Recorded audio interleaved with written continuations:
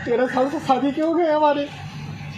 Sir मैं कहाँ जाऊँ। एक मनीष दुबे सर कमांडेंट है, उन्हीं के साथ उनका अवैध संबंध है। मैंने सर उनको 22 फरवरी को रंगे हाथ अपने आवास पे पकड़ लिया था। ये मेरी नौकरी जाने वाली सर, वो सर इतना सर घोटाला की हुई है। 10-10 लाख रुपए सर लेती है पट्टा करने का, उनके साथ कोई कार्रवाई नहीं हो रही है सर। जिला कमांडेंट होमगार्ड गाजियाबाद में है सर, वो खुद शादीशुदा पहले से है सर।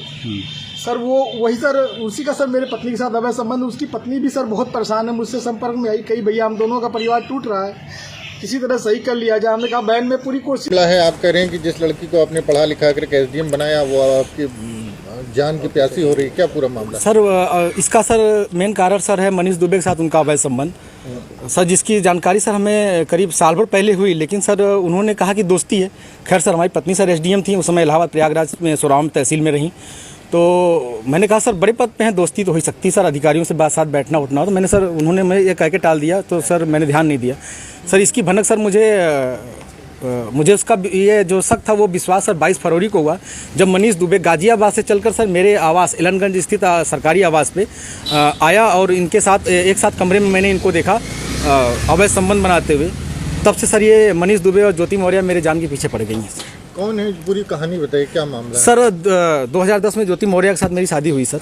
मैं सर पंचायत राज विभाग में सर 2009 में सेलेक्ट हुआ प्रतापगढ़ में सर, वहीं पे नौकरी कर रहा हूँ सर। और 2010 में इनसे 19 नवंबर को मेरी शादी हुई और सर उसके बाद हमारे संबंध बहुत अच्छे रही। इन्होंने कहा मुझे पढ़ना है सर, मैं इनको पढ़ाने के लिए मैं इलाहाबाद लेके आया और इलाहाबाद में सर द काउंसिल कोचिंग है, वहाँ पे इलाहाबाद की सबसे अच्छी कोचिंग थी। मैंने वहाँ पे किसी तरह सर पिताजी के सहयोग से, भाइयों के सहयोग से और यहाँ तक कि मैंने अपने डीपीआरओ साहब के सहयोग से पैसा उधार लेके इनको कोचिंग कराया और सर ये मेहनत भी की सर और सक्सेस भी हुई। 2015 में ये सर एसडीएम पद पे चयन हुई, 16वीं रैंक इनकी आई।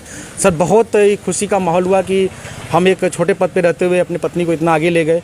वो भी बहुत खुश थी, पूरा परिवार खुश था। और सर 2015 में ही मेरी सर भगवान की दया से मुझे इतनी खुशी मिली कि मेरी 2 जुड़वा बिटिया भी हुई और जिनका नाम हंसी खुशी मैंने रखा, क्योंकि उस समय खुशी का माहौल चल रहा था सर।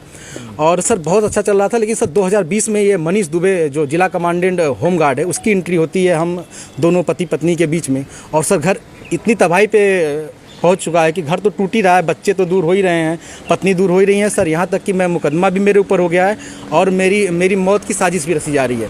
क्या धमकी, आपको कोई धमकी दी उन्होंने? हाँ सर, उन्होंने फ़ोन पे सर अभी 1 हफ्ते पहले फ़ोन पे सर उन्होंने हमारे गांव के किसी लड़के से बात की, तो उसने मुझे कॉन्फ्रेंस किया। तो उन्होंने उस पर कहा कि तो जो तुम काम कर रहे हो, जो ये जांचें करा रहे हो या करा रहे हो, इसके कारण तुम्हारी जल्दी से तुम मर जाओगे। हमने कहा ठीक है आप मरवा दीजिए।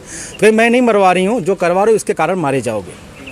हत्या की धमकी दी है? जी सर, हत्या की। और सर उनका भाई सर सचिन मौर्य है सर, वो मेरे घर से सर रखे मेरे काफ़ी जो कुछ पैसे थे, जेवरात थे, वो सर लेके चला गया। मेरे सर उसकी वीडियो बना के भेजा कि मैं लेके जा रहा हूँ, जो करना हो कर लीजिए। और सर मुझे चैटिंग लिख के भेजा है कि आपका व्हाट्सअप सब कुछ गायब कर दूंगा, हैक कर लिया हूँ, जो सेव करना हो सेव कर लीजिए। और सर उसने क्या किया कि मेरी सिम भी अपने पास रख लिया है, रख के यूज कर रहा है। मेरा बैंक अकाउंट है उसमें जुड़ा हुआ है सब कुछ, लेकिन सर वो मेरी जान पे सब लोग तुले हुए हैं सर। क्या वो आपसे तलाक मांग रही है? हाँ सर, उन्होंने मुझसे ऑडियो के माध्यम से कहा है, मुझे अभी तक कुछ ऐसा नोटिस तो नहीं मिला है, लेकिन सर उन्होंने कहा है कि तलाक प्यार से दे दीजिए, बवाल मत करिए, नहीं तो मैं आपको बर्बाद कर दूंगी। आपके डीपीआरओ से बात हो गई है, आपको बर्खास्त करा दूंगी, न नौकरी करने दूंगी न जीने दूंगी। आपने इसकी शिकायत कहाँ? सर इसकी शिकायत मैंने सर्वप्रथम सर उसी दिन धूमनगंज SHO साहब से की। उन्होंने मुझे राजरूपुर पुलिस चौकी भेजा, मैं राजरूपुर पुलिस चौकी पे आवेदन दिया, लेकिन सर कोई सुनवाई नहीं हुई। फिर सर उसके बाद मैंने ये 25 अप्रैल की बात है, फिर मैंने 27 अप्रैल को सर उनको ये रजिस्ट्री के माध्यम से सर उनको भेजा, कमिश्नर साहब को भेजा। DM साहब खत्री साहब के यहाँ मैं खुद स्वयं उपस्थित हुआ हूँ, उनसे मैंने बात की कि सर आपके SDM साहब हैं, ऐसा कर रही हैं। तो उन्होंने कहा ठीक है मैं कार्रवाई करवाता हूँ। फिर मैं कमिश्नर साहब के यहाँ गया, कमिश्नर साहब को दिया, पुलिस कमिश्नर साहब के यहाँ उपस्थित हुआ, उनको दिया। फिर कहीं सुनवाई नहीं हुई तो सर मैं DGP साहब के पास गया, DGP साहब ने मेरे बात को संज्ञान में लिया, लेकिन फिर भी सर आवेदन ले लिया गया, कोई कार्रवाई नहीं हुई। उसके बाद सर मैं DG home guard BK Maurya sir के पास गया।